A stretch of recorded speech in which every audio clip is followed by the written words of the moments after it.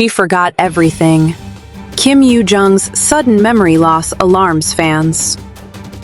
Imagine slipping into a role so profoundly twisted that your own mind rebels, erasing the horrors you just unleashed on screen. What if the line between actress and monster blurred forever? That's the electrifying reality Kim Yoo-jung confronted while bringing Baek Ah-jin to life in the riveting melo-thriller Dear Ex, a series that has already clawed its way into the hearts of viewers worldwide, leaving them breathless with its unflinching dive into the shadows of the human psyche. From the moment the first 4 episodes dropped on November 6, 2025, this adaptation of the acclaimed Naver webtoon by Vanziun has captivated audiences, not just for its sleek production values or the glossy allure of Hollywood-inspired red carpets, but for the raw, unfiltered terror of a woman who wields charm like a blade. Directed by the visionary Lee Eung-bok, known for his masterful handling of emotional labyrinths in hits like Goblin, and co-directed by Park So-hyun, Dear Ex unfolds as a tapestry of deception and desire, where every smile hides a scar, and every alliance is a potential betrayal. It's a story that doesn't just entertain, it haunts, forcing you to question how far one might go to escape the ghosts of a brutal past, and in doing so, it feels like a mirror held up to the darkest corners of ambition we all harbor. At the epicenter of this storm stands Baek Ah-jin, portrayed with chilling precision by Kim Yoo-jung, a character whose journey from a battered child to a crown jewel of the entertainment world is as mesmerizing as it is monstrous. Ah-jin isn't your typical heroine. She's a diagnosed sufferer of antisocial personality disorder, a sociopath whose outward grace, think porcelain skin, cascading waves of dark hair, and eyes that sparkle like distant stars, masks a core of calculated cruelty. Growing up in the suffocating grip of domestic violence, she learned early on that survival demanded more than endurance. It required mastery over the emotions she could never afford to show. Her father, a heartless figure played with brooding intensity by Bae Soo-bin, didn't just abandon her for greed. He returned only to inflict deeper wounds, stealing not just her security, but her illusions of safety. This formative hell forged Ah-jin into a manipulator par excellence, someone who reads people like open books, anticipating their fears and desires before they even surface. In her school days, she wove Yoon Jun-so, her steadfast stepbrother brought to vivid life by Kim Young-dae, and Kim Jae-oh, the haunted ally essayed by Kim Do-hoon, into her web of protection, using their loyalty as shields against the world's barbs. Yet, as the series peels back these layers, you can't help but feel a shiver of reluctant admiration for her resilience. It's the kind of portrayal that lingers, making you ponder the thin veil between victim and villain, and how trauma can twist even the purest survival instinct into something lethally sharp.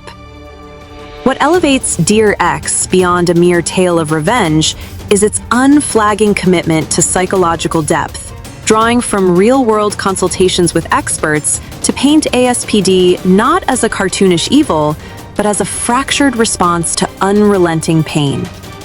The production team, under the banner of Studio Dragon and Monster Union, delved into the nuances of the disorder, compiling a dossier of authentic phrases and tactics. Subtle barbs like, "You have every right to judge me, but I could never dream of doing the same to you," that Ah-jin deploys with the precision of a surgeon. These aren't throwaway lines. They're weapons honed from the webtoon's raw emotional core, where Vanziun first sketched a protagonist whose charm disarms before her strikes land. Kim Yoo-jung, receiving this document early in preparations, found herself unnervingly pulled in after just a few sentences, her own pulse quickening as if the words were whispering directly to hidden doubts within her. It's a testament to the script's power, co-written by Choi Ja-won, a grand prize winner from the 2018 KBS one-act drama script contest, that even off the page, it exerts such gravitational force. Watching Ah-jin navigate high-stakes auditions or dismantle rivals like the envious former idol Imrena, played with fiery edge by Lee Eung-bok, you sense the weight of those real psychological insights. Her manipulations feel lived in, eerily plausible, evoking that uneasy thrill of recognizing fragments of such tactics in everyday power plays. There's a profound unease in how the show normalizes her detachment, moments where she discards allies like spent tissues. Yet it stirs a quiet empathy, reminding us that monsters are often sculpted by the hands that should have cradled them. For Kim Yoo-jung, stepping into Ah-jin's shoes marked a seismic shift, her first foray into a full-throated villainy that shattered the innocent, ethereal image she'd cultivated since her child acting days in dramas like Moonlight Drawn by Clouds.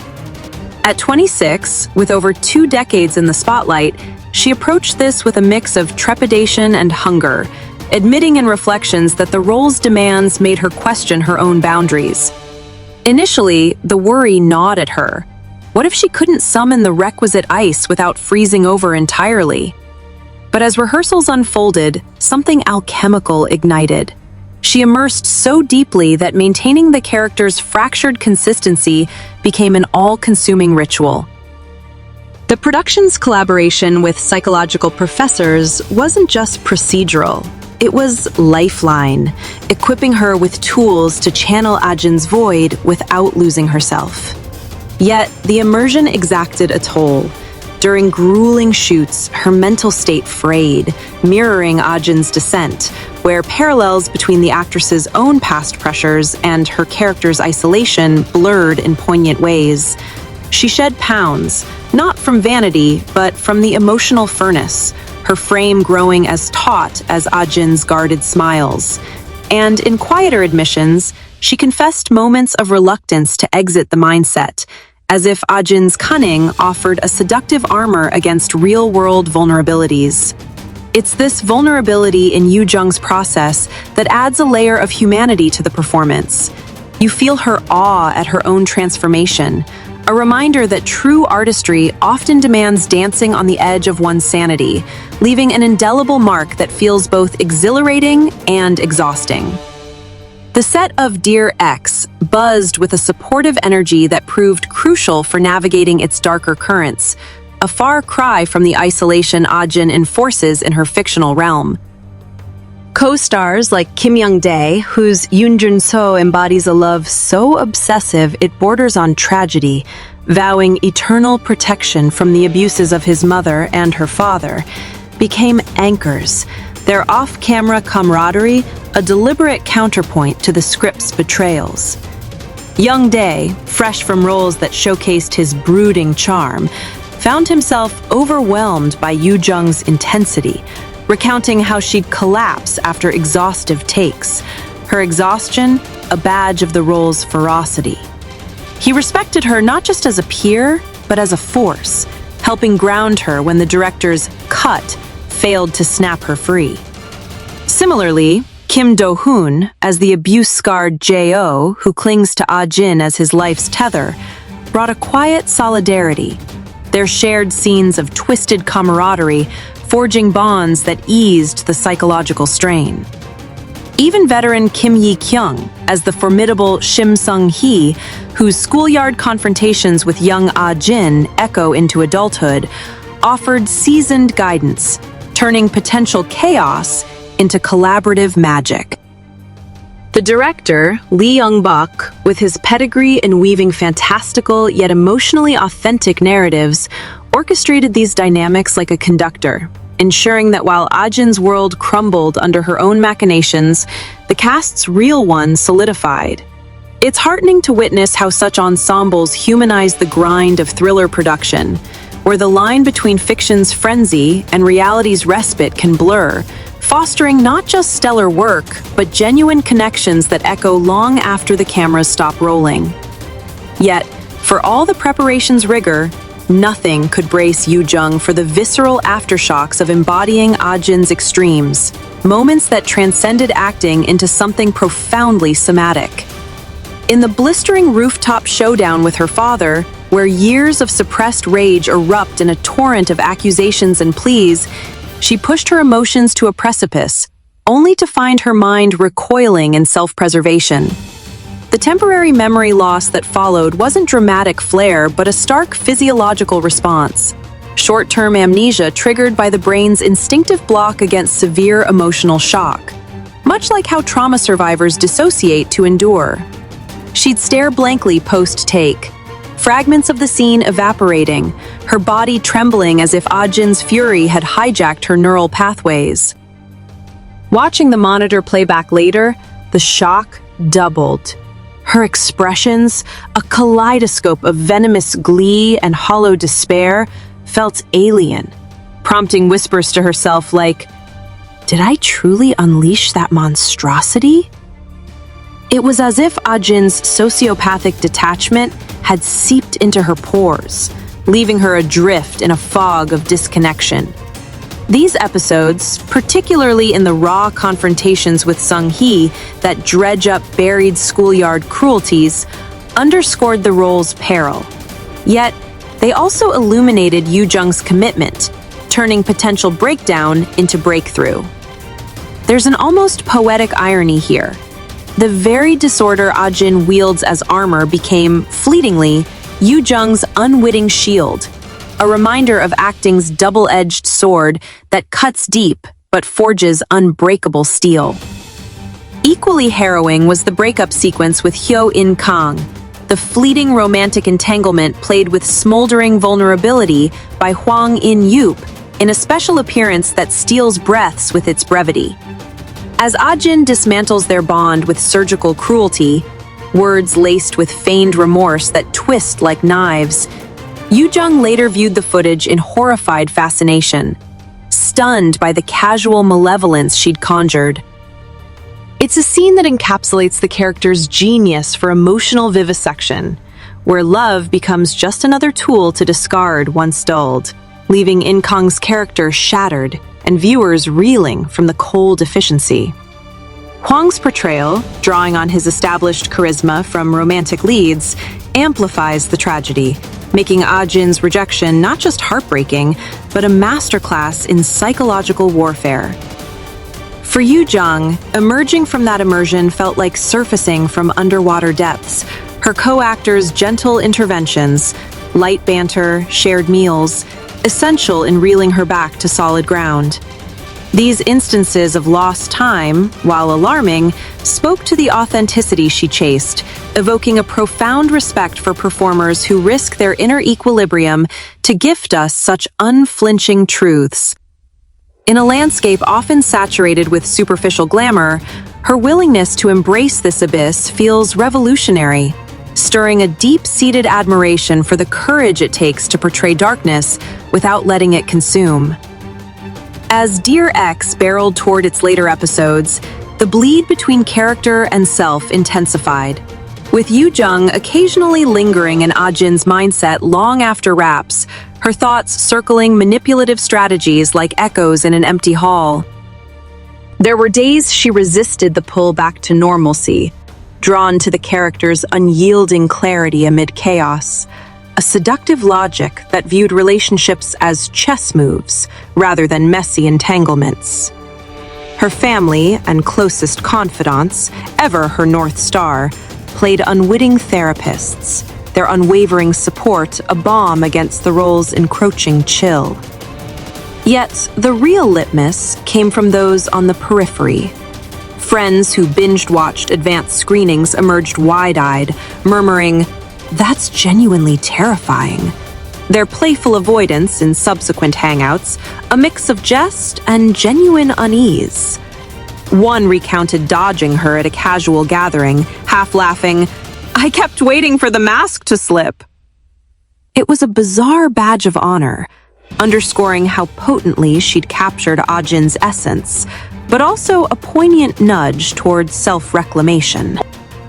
Fans of the source webtoon, poring over panels where Ah-jin's angular features and piercing gaze dominated, flooded online forums with exclamations like, "She steps straight out of the comic! It's uncanny!" Their validation, bridging the gap between ink and screen, filled Yoo-jung with a joy that bordered on tears, affirming that her gamble on reinvention had resonated far beyond expectations. In these reactions, there's a cathartic release, a collective exhale that transforms personal peril into shared spectacle, reminding us why stories like this endure.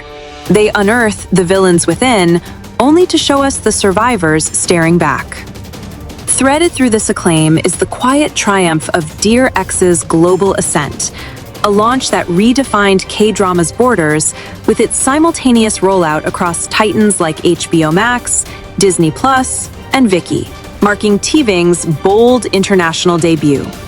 Within mere days of premiere, it surged to the pinnacle of paid subscriptions on its home platform, holding that throne for 3 consecutive weeks by November 23rd, a feat that speaks to Korea's voracious appetite for narratives that probe the psyche's underbelly. Internationally, the wave crested even higher, topping Viki's US charts with unyielding grip, claiming the #1 spot on Disney+ Japan amid a sea of local blockbusters, and dominating HBO Max in 7 diverse markets, from the bustling streets of Hong Kong to the sun-drenched shores of Indonesia. This wasn't mere hype. It was a seismic validation of the series' universal hooks, themes of buried trauma and ruthless ascent that transcend languages, amplified by strategic subtitles in Arabic for MENA regions, propelling it into the top 5 on Stars Play in the UAE and Saudi Arabia.